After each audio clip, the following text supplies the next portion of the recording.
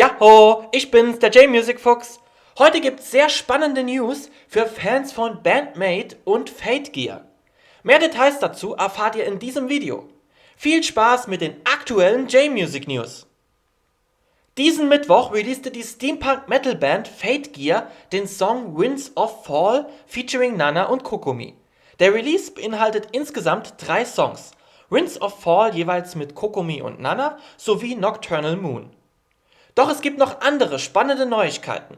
Fate Gear kündigten vor wenigen Tagen ihre 4. Europatour an. Diese wird im Mai kommenden Jahres stattfinden und auch 4 Konzerte in Deutschland beinhalten. Weiter geht's mit Use von Spyair. Dieser veröffentlichte ebenfalls diesen Mittwoch seine 5. Single One of the Stars als Digital Release. Nemophila veröffentlichten heute ihre Digital Single Odyssey.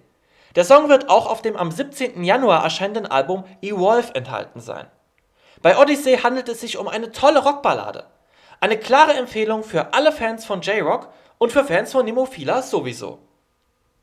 Die Band Fana haben am 20. Dezember ihre erste EP released. Fana bestehen aus Junichi Sato, Towana und Kevin Mitsunaga. Die EP trägt den Namen Beautiful Dreamer und enthält insgesamt 6 Songs.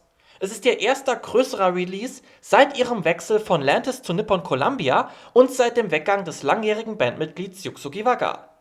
Wer mehr über Fana wissen will, der kann sich auch gerne mein Video anschauen, in dem ich die Band vorstelle. Kommen wir nun zu einem der absoluten News-Highlights. Band-Maid veröffentlichten am 14. Dezember auf ihrer Website einen ersten Einblick darin, was uns 2024 erwartet. Bereits die Überschrift des Newsartikels lässt hellhörig werden. Band-Maid kündigen an, dass sie 2024 ein neues Kapitel öffnen werden. Was genau das bedeutet? Konkret kündigt die Band ein volles Album für den Sommer an, was schon mal eine sehr tolle Neuigkeit ist. Keine EP, kein Best-of-Album, sondern ihr 5. volles Album. Ihr 4. war Unseen World im Jahr 2021. Das an sich würde ich jetzt aber nicht unbedingt als New Chapter bezeichnen, deswegen ist noch eine weitere Info interessant, die beim Album-Announcement dabei steht. Wörtlich steht dort: Collaborations with overseas artists are on the way. Also denke ich, dass das dann auch mit dem neuen Kapitel gemeint ist und dass es entsprechend dieser Ankündigung mehrere Collaborations mit nicht-japanischen Künstlern geben wird.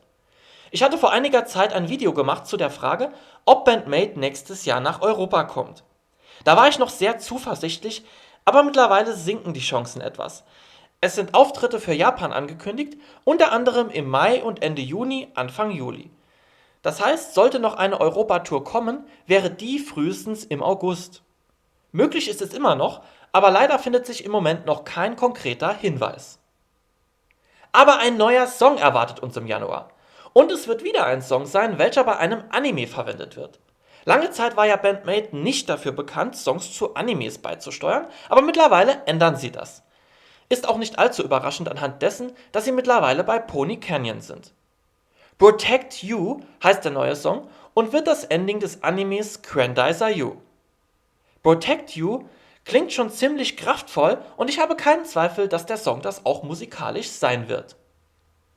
Etwas anderes, das kraftvoll ist Kung Fu. Und das ist meine geschickte Überleitung zur Band Asian Kung Fu Generation. Diese veröffentlichte am 20.12. eine Live-Blu-ray, auf der sie bei ihrer 2022-Tour zu sehen sind.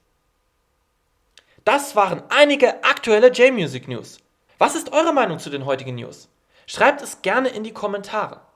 Falls ihr außerdem noch mehr Videos zum Thema J-Music sehen wollt, dann könnt ihr gerne meinen Kanal abonnieren. Ciao!